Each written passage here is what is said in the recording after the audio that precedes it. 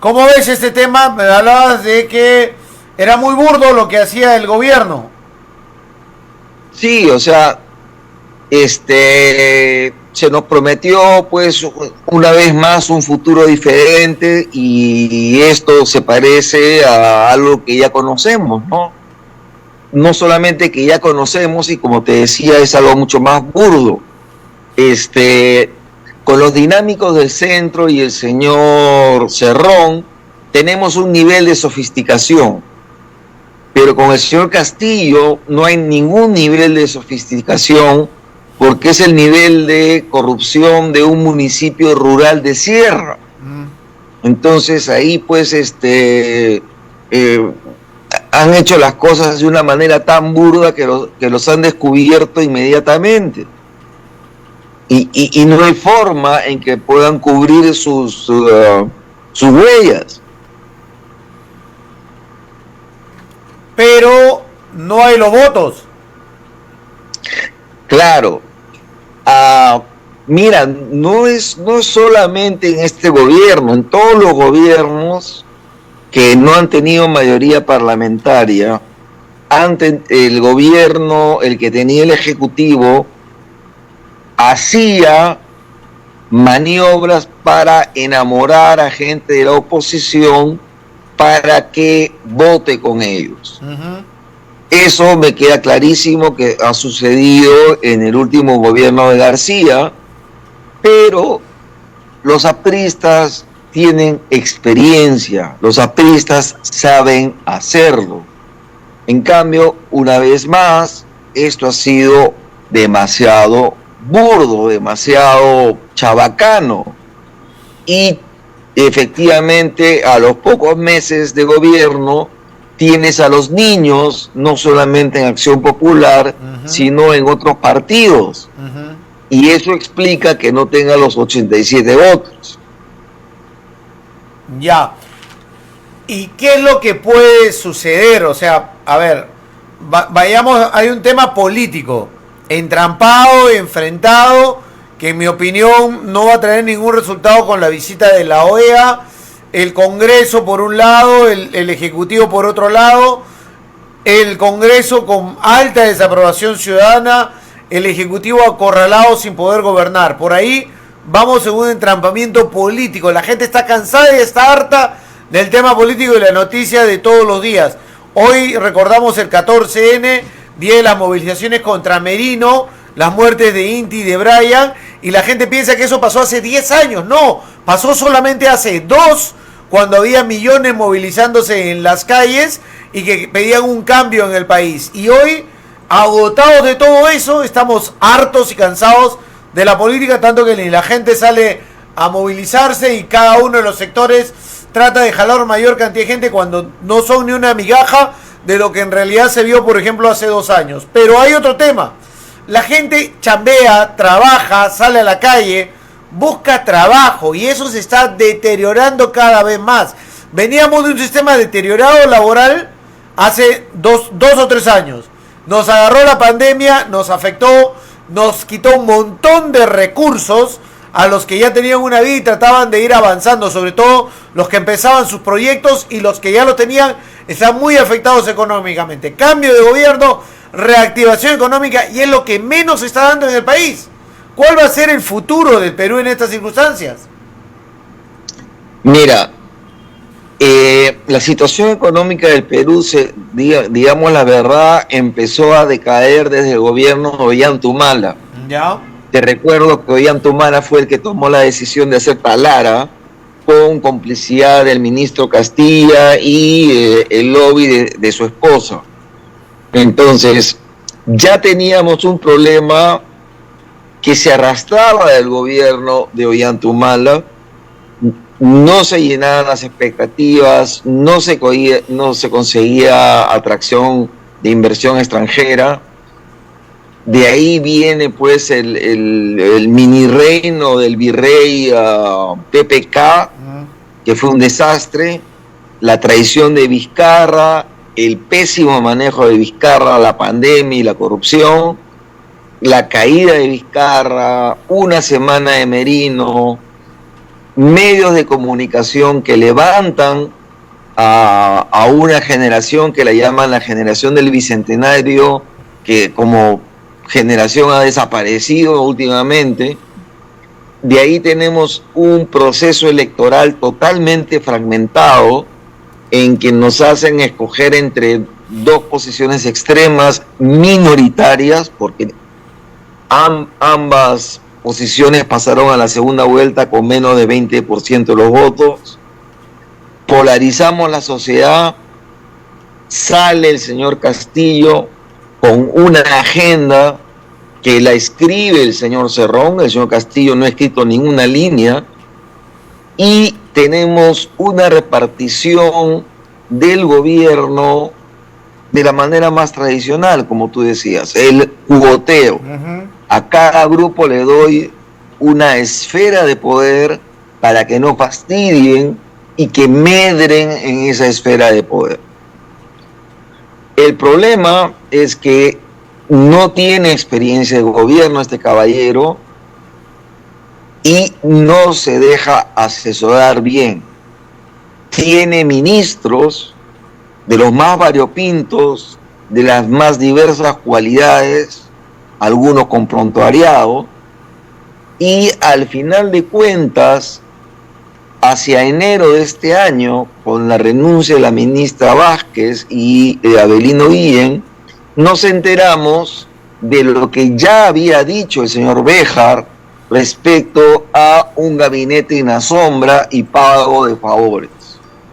Es a raíz de eso que se destapa la caja de Pandora y aparecen pues el tema de ese puente en la selva peruana, el tema de Petroperú, etcétera, etcétera, etcétera. En ese ambiente en el cual también se nos dice que va a haber nacionalizaciones importantes, y tenemos el show de Bellido que va a las oficinas de Pluspetrol a dejar una carta para empezar negociaciones de expropiación, la inversión extranjera en el Perú es 0%, y el próximo año va a ser negativa. Entonces, tenemos un descalabro político que no tiene salida. O sea, en este momento el Congreso no puede vacar a Castillo, y Castillo no puede cerrar el Congreso salvo que sea con violencia. Entonces, en ese entrampamiento nadie va a invertir dinero serio, teniendo el Perú oportunidades en distintas áreas para invertir: minería, agricultura, etc. Entonces, como tú muy bien dices, las personas en el Perú, por la pandemia, sabemos que el peruano vive del día a día. El peruano ya se preocupa por sobrevivir él como individuo. Ya no nos preocupamos como un colectivo, nos preocupamos por yo y mi familia y cómo salgo de esta. Y ya tienes agotada este tema de las marchas, sean marchas de derecha, marchas de izquierda, financiadas, no financiadas. Mira, el peruano primero está buscando sobrevivir, y el tema político lo pasa a un segundo o tercer nivel. El problema es que la OEA no va a servir para nada, y el problema va a persistir. Y yo sí creo que cuando las condiciones económicas que tú has visto que se han ido deteriorando en el tiempo, ahí va a ser cuando lo saquen a Castillo. Cuando la tormenta perfecta, que te digo que viene del exterior, de problemas de crisis económica internacional, llegue a Perú con la fuerza huracanada que va a llegar y no tengamos un timonel experto, ducho, que nos permita surcar ese huracán, la gente misma lo va a votar. Eso es lo que yo veo. Yo veo violencia al final del túnel de todo esto. Porque, seamos sinceros, los niños no van a salir. Los niños están haciendo la plata de su vida. Nunca antes han ganado tanto dinero. Sí. El tema no es el sueldo de congresista, es los negocios que hay en el Parlamento. Así es. O sea, los lobbies por las leyes que hay en el Parlamento es lo que te hace rentable ser congresista. Y mi voto de blindaje, ¿no? Así es. Entonces, tu voto de blindaje es dinero en efectivo, puestos de trabajo para familiares o obras en tu zona y tú poder negociar una comisión de esa obra. De eso se trata, así de simple. Y ahí no hay ideologías, ahí no es izquierda-derecha, costa sierra selva, ahí no hay un tema étnico, nada que ver. Entonces, pero disculpa, a nivel mundial, a nivel global, la cosa pinta mal, los datos pintan mal porque hemos sufrido los embates del COVID, hemos sufrido con un terrible sistema sanitario y educativo. Hemos tenido la guerra en Ucrania y Rusia, sí, ¿no? Con el efecto económico, por ejemplo, en el tema de la harina, que el Perú tiene mucha dependencia de los suministros extranjeros y la elevación del mismo, así como el petróleo y el gas. Pero además de toda esa circunstancia que se ha vivido, el Perú ha podido capear, sí, con efecto en nuestro bolsillo, esta circunstancia. ¿La cosa pinta para peor? Sí, claro. O sea, cada año vamos a crecer menos. Y si sí, pero a nivel global, te digo. A nivel global también. O sea, en Estados Unidos están subiendo la tasa de interés para supuestamente combatir la inflación. Ajá. Los gringos tienen una manera de medir la inflación que no es la manera que medimos nosotros u otros países. La inflación oficial, según Estados Unidos, es 8%. Pero si la mediría como la medimos en el Perú, ya van por el 10 al 15. Ya. ¿Ok? Entonces, eso, o sea, lo de fuera definitivamente están postergando con ciertas medidas y arreglos entre los bancos centrales, reuniones como el G20 que en este momento están en Bali, Indonesia, tratando de coordinar políticas para que la recesión tenga lo que se llama un aterrizaje suave.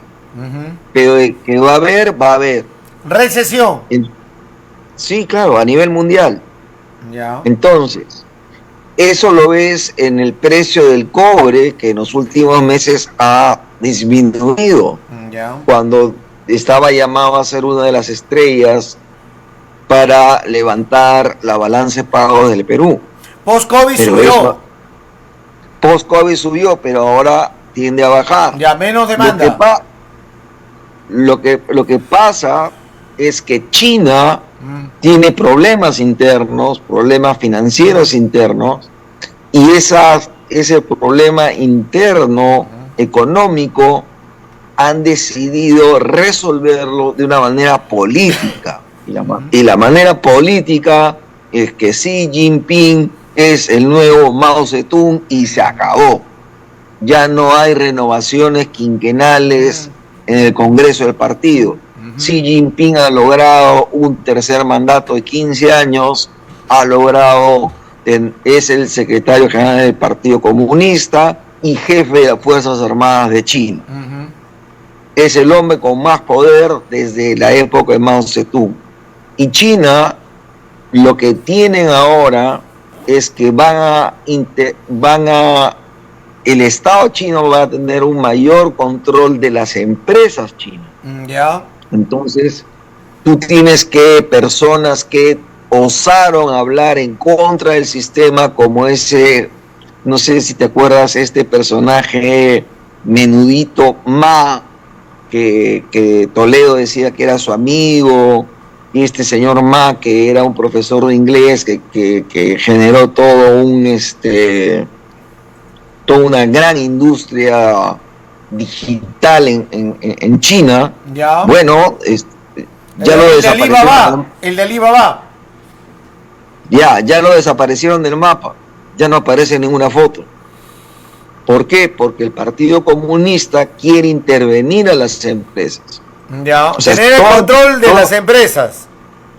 Así es, ya. Un control dirigido desde el Partido Comunista Chino. Ya, ahora entonces, yo te soy sincero, cuando uno mira afuera, y mucha gente no lo mira, pero personalmente yo no soy economista, ni tengo mucha experiencia en estos temas, pero yo miro, a ver, una cosa es, para saber cómo está el mundo, cuánto va a crecer China, y China ha bajado su expectativa de crecimiento. Eso nos afecta porque es menos demanda de materias primas, no hay pedido de cobre, hierro, nada. Cuando uno mira a Estados Unidos, ve tasa de inflación. Si la inflación sube, ellos suben sus tasas de intereses y eso trae una afectación a nuestro país. Y se ve Europa es un zafarrancho en realidad, pero principalmente ve la tasa de desempleo. Así un poco yo miro el mundo, no sé si estoy bien en esa óptica. No, está muy bien. Hay ciertos, lo que se llama indicadores líderes, ¿no? O sea, ciertos indicadores que te pueden dar un resumen. O sea, para tener un panorama. Y todo eso afecta a Latinoamérica. Así es. Entonces, en Latinoamérica, digamos, en el vecindario, tenemos que el único país con economía de mercado es Ecuador. El resto ha sucumbido al socialismo en el siglo XXI. El Perú, en realidad, no sabemos qué somos. Escuché a Cerrón que somos, hizo una nueva definición, que somos una especie de neoliberalismo benevolente, según las palabras del camarada Cerrón. ¿Ya? Entonces, el tema es que mientras que nos entrampamos en esta guerra Congreso Ejecutivo, ciertas fuerzas van avanzando. Ejemplo, todo este tema de prefectos y subprefectos que están ligados a Sendero Luminoso y que fueron nombrados desde la administración del señor Guillén, que no se puede hacer el loco. Presencia de grupos extremistas a nivel nacional, relajo de las condiciones de fiscales para Bermejo, para Cerrón y para Bellido. No sé qué pasará el día de hoy con el permiso de 36 meses de prisión preventiva para Cerrón. No creo que se la den. Un dato que ha pasado desapercibido es que tu gran amigo cajamarquino Gregorio El Goyo Santos le han bajado la condena de 19 años y medio a 6 años y nadie ha dicho nada. De 19.5 años a 6 años, imagínate la rebaja.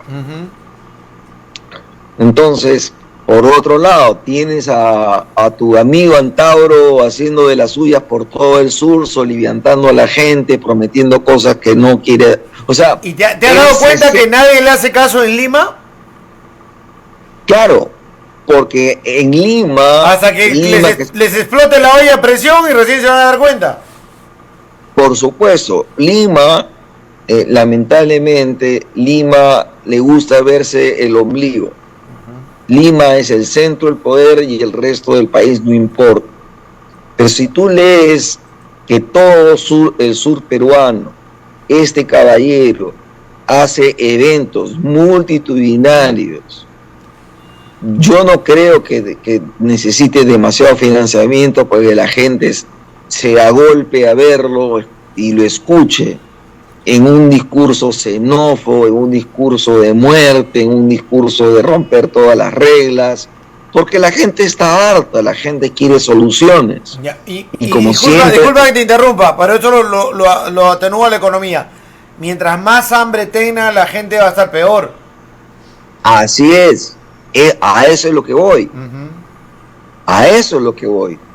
O sea, en este empate técnico, digamos, entre el Congreso de la República, que no lo puede vacar o suspender a Castillo, y Castillo no puede cerrar el Congreso, porque como tú bien sabes, el escrito que ha mandado el señor Aníbal Torres al Congreso para el tema de confianza, eso ya ha sido sancionado por el Tribunal Constitucional. Entonces, en ese juego, la variable que va a reventar todo esto, para mí es la variable hambre, la variable chamba. Cuando eso empeore, la gente busca sobrevivir y puede encontrar líderes violentistas, tanto de derecha como de izquierda, porque acá en el Perú hay extremos de derecha e izquierda. Antauro está haciendo su trabajo en todo el sur peruano porque sabe que ahí está su audiencia. Yo no lo veo a Antauro haciendo un meeting en las plazas de Piura. Eso no es su mercado. Sí, es real eso que está pasando y eso lo que está sucediendo. Me preguntan por acá, Antonio FC, ¿por qué el Perú no equilibra su tasa de interés como lo hace México con el dólar? Mira, el manejo de la tasa de interés es un acuerdo que tiene el directorio del Banco Central. Y el Banco Central, si mal no recuerdo, en las últimas 7 sesiones ha ido subiendo de a poco la tasa de interés. Está alta, ¿no? Claro, es que la única manera de combatir la inflación es con subidas de tasa de interés. ¿Es la única forma?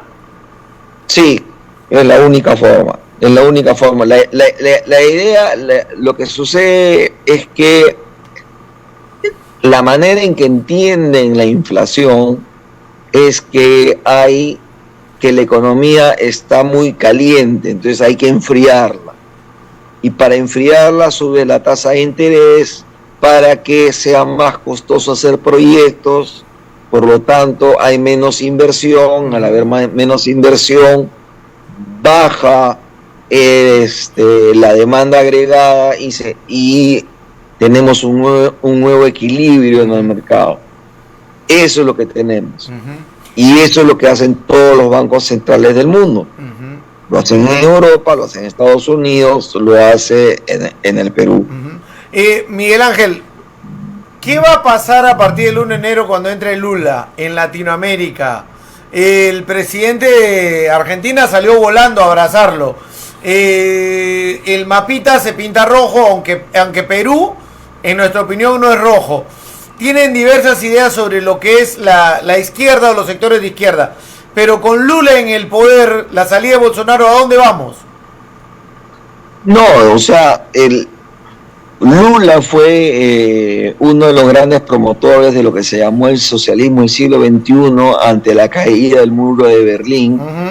Y ellos tienen un plan que lo han ido logrando a través de mecanismos democráticos y de infiltrar las instituciones, llegar al poder y quedarse en el poder. Entonces, el tema de Lula fue que él y Dilma Rousseff cayeron por la corrupción de las empresas brasileras que ellos promocionaron. O sea, una manera de exportar el modelo de socialismo del siglo XXI era con la participación del Banco de Desarrollo de Brasil y las empresas brasileras que eran financiadas por ese Banco de Desarrollo. Entonces llegaban a tu país y te ofrecían pues hidroeléctricas, irrigaciones, carreteras, etcétera, financiadas con dinero del Banco de Desarrollo de Brasil, y la corrupción de OAS, la corrupción de Odebrecht, etcétera. Entonces, esas empresas fueron partícipes, comillas, del imperialismo de Lula en América Latina. Si no hubieran caído por ¿Ahora corrupción, qué va a pasar con Perú o con Latinoamérica? mira, el Perú, por lo bajo, tras bambalinas, hay toda una agenda que se va avanzando. Pregúntate quién maneja la Dirección Nacional de Inteligencia.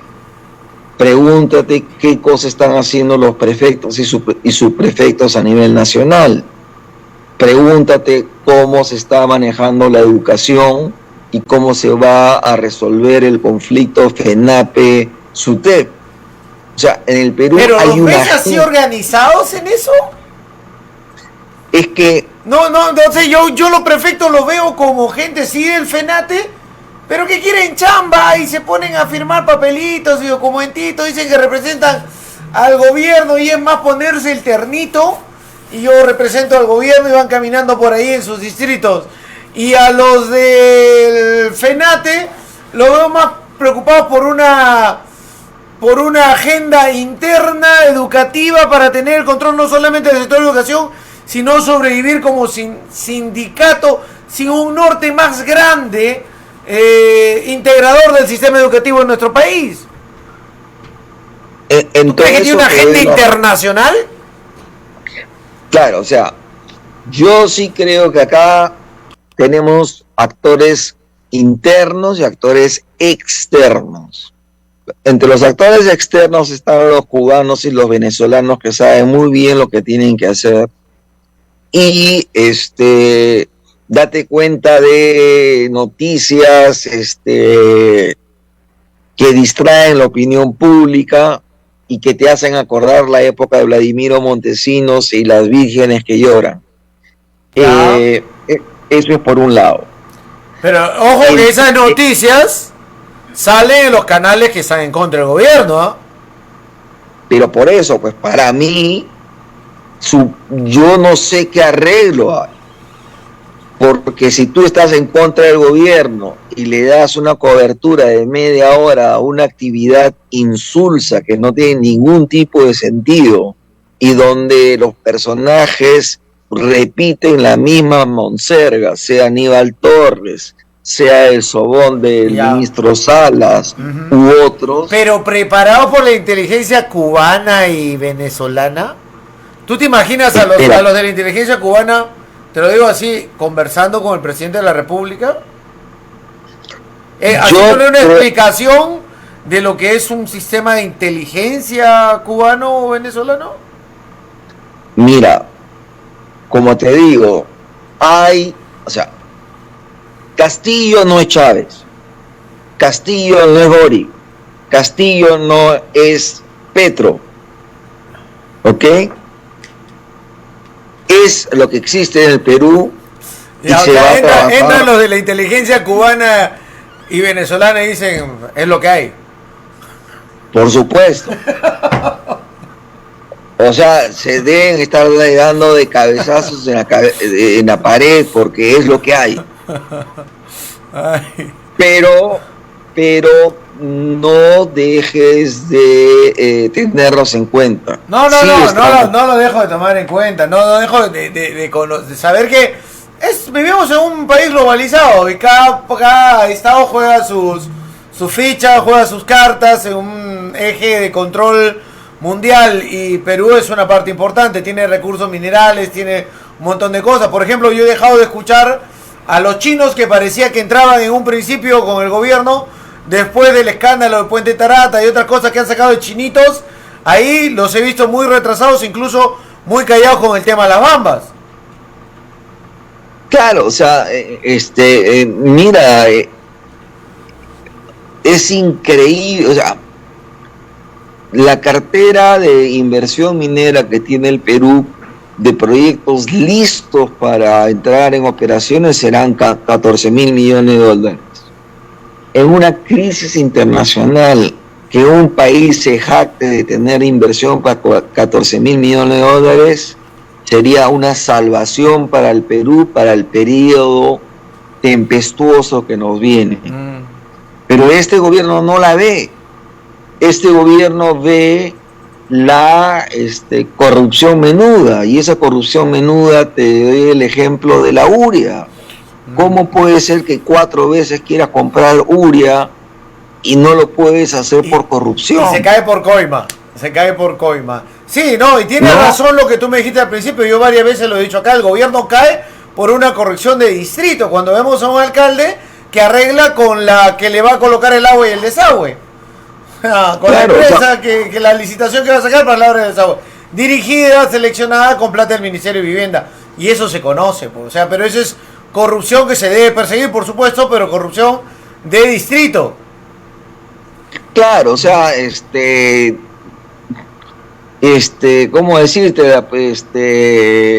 Corrupción de once, pues, o sea, hay que ser bien burdo, bien poco preparado para no darte cuenta que eso, los sistemas que ha creado el Estado peruano, no lo va a detectar. Entonces, lo que ha habido desde el comienzo, porque yo fui testigo entre la primera y la segunda vuelta, porque me junté con gente de Chota, ronderos y cosas por el estilo, es que me di cuenta que eran los que financian, o sea, los que construyen en provincias, los que juntaban la mayor cantidad de plata, bolsas de dinero para las apoyar. Las constructoras de provincias, no las del Club de la Construcción. Así es, las del Club de Construcción están quemadas, tienen juicios. Yo no sé cuándo van a meter preso al señor Miro Quesada, pero ya lo deberían meter preso. Claro. Entonces, digamos, esas empresas de esa magnitud ya estaban quemadas. Lo que quedan son las empresas que operan en provincias. Yo he visto, porque he estado en reuniones, que esas eran las empresas que financiaban dónde dormía la gente, la comida de la gente. A veces he visto reuniones donde llegaban 3 grupos distintos de empresarios con menú para la gente. O sea, ha habido plata, no te digo de los grandes señorones del Perú financiando a Patria Libre, sino de sectores medios provincianos que han hecho plata con la corrupción de la descentralización. Eso es lo que yo he visto. Sí, acá tenemos hospitales botados, obras abandonadas, en arbitraje y otras. Miguel, nos ha ganado el tiempo, te quiero dejar un abrazo, hemos quedado contigo cada 15 días, estar los lunes al aire, pero si sucede algo especial en el plano político y económico, estaremos en contacto contigo. Te dejo un abrazo, bienvenido nuevamente a Perú. Muchas gracias y gracias por tu consejo que me diste, que me quede soltero mejor. Te dije. Un abrazo. Un placer, gracias. Chao.